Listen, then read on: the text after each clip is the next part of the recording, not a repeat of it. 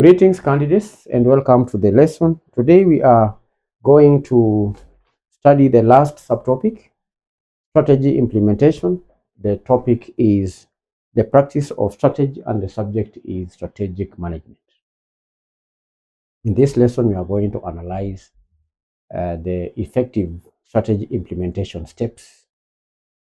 But before we get into the steps, I need to explain that strategy implementation is the process of turning a strategic plan into action to achieve the desired objectives. And while formulation is just thinking, when you formulate, you are just thinking. On the other hand, implementation is doing what you were thinking. So without effective execution, even the most brilliant strategy is just a document that could be gathering dust on the shelves. So there is a relationship, candidates, between strategy formulation and implementation. These two are not separate, right?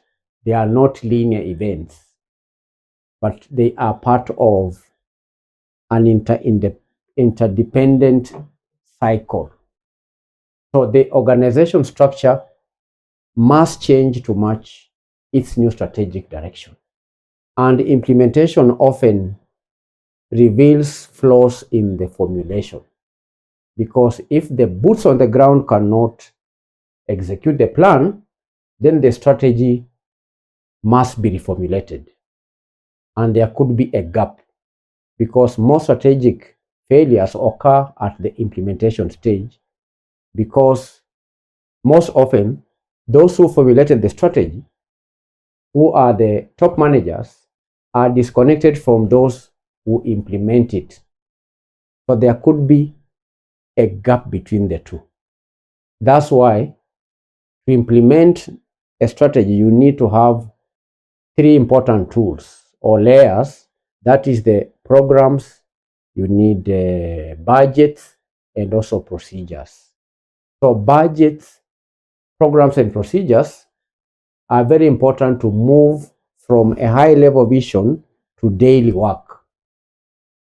So that is the work of the strategy director, who breaks the strategy into the three tactical layers. There are three tactical layers. Three tactical layers. For a strategy to be implemented, then the strategy directors must break it down into three tactical layers.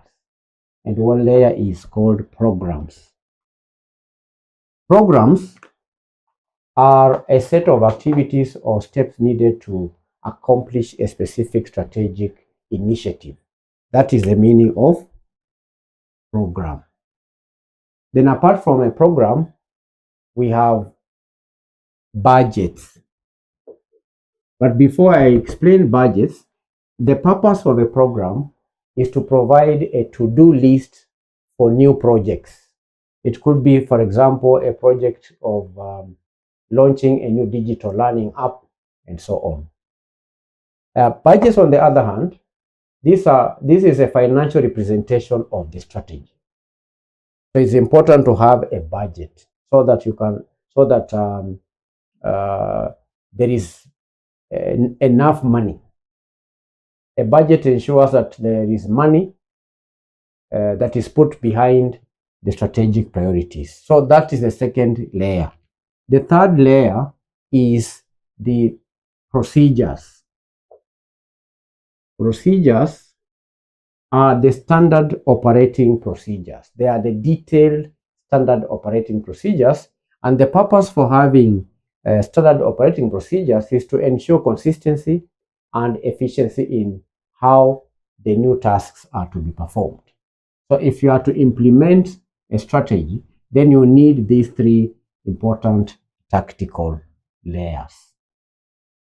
Now, having understood strategy implementation and the three layers, let us look at the steps. Let us analyze the steps in strategy implementation. Successful implementation requires a structured approach to ensure the organization doesn't lose momentum. So the first thing to do in implementing strategy is to have what we call the strategy map. You have to develop a strategy map. Before you implement a strategy, make sure you develop a strategy map which visually links the strategic goals to the operational activities so that every employee sees their contribution. You need to have a map, a diagram that shows how or where each employee fits into the entire strategy. Then number 2 is to align the structure. After developing a strategy map, align the structure, because we said that structure follows strategy.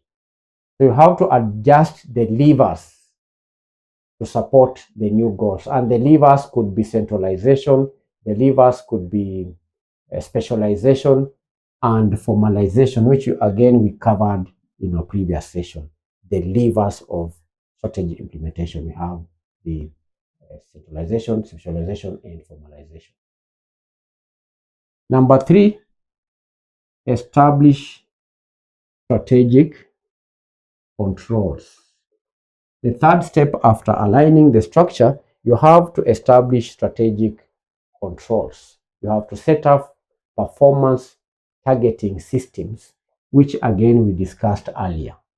You have to set up performance targeting systems, and the purpose for these systems is to monitor progress. Then number 4, manage change. Step number 4, manage change. Address the soft S as we covered in the McKinsey's 7S. The soft S's are staff, skills, and shared values. You have to ensure that you address the staff, make sure that you have the right personnel, make sure they are well trained, they are well skilled to execute the strategy, and ensure that there is shared beliefs. You manage the change by addressing the soft S's. So you must overcome cultural resistance to change as you are managing change in the process of executing strategy. 5, review and adapt. Number 5, review and adapt. Review and adapt. Strategy candidates is a dynamic thing, so you have to regularly review it. You need to have regular strategy reviews, which are needed to pivot based on market feedback. As you are implementing the strategy, there could be changes that are supposed to be made. So make sure you review the strategy as implementation is ongoing and make the necessary changes. You adapt. We are candidates analyzing the steps. Okay. First of all, we said you develop a strategy map, number 1. Number 2, you align the structure. Number 3, you establish strategic controls. Number 4, you manage change. Then you review. You do what? You review. So these are important steps when implementing a strategy. Then we need to make some comment on resource allocation. Resource allocation. We need to make some comment on resource allocation. Currently, we know is the most honest declaration of a company strategy. A firm's true strategy is not what is written in the annual report, but where the company spends money and time. That is where the rubber meets the road, or the road meets the rubber. And there are different types of resources. We have the financial resources. Okay, this is capital expenditure, for example, for a new equipment or marketing budgets for new products. We have human resources. In implementing a strategy, you need human resources. That means moving the best and the brightest employees to the most important strategic projects. Then there is also physical resources. That means allocating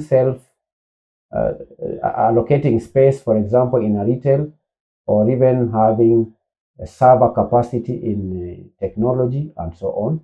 Then there is also technological resources. That is to mean prioritizing which software tools that you need to develop. These are the main resources: financial resources, human resources, and physical resources. So that's all candidates for the lesson on strategy implementation. We've said that strategy implementation is the process of turning a strategic plan into action to achieve the desired objective. Thank you for taking time to study with us. We'll meet you in the next session where we continue to share knowledge in strategic management. Bye-bye.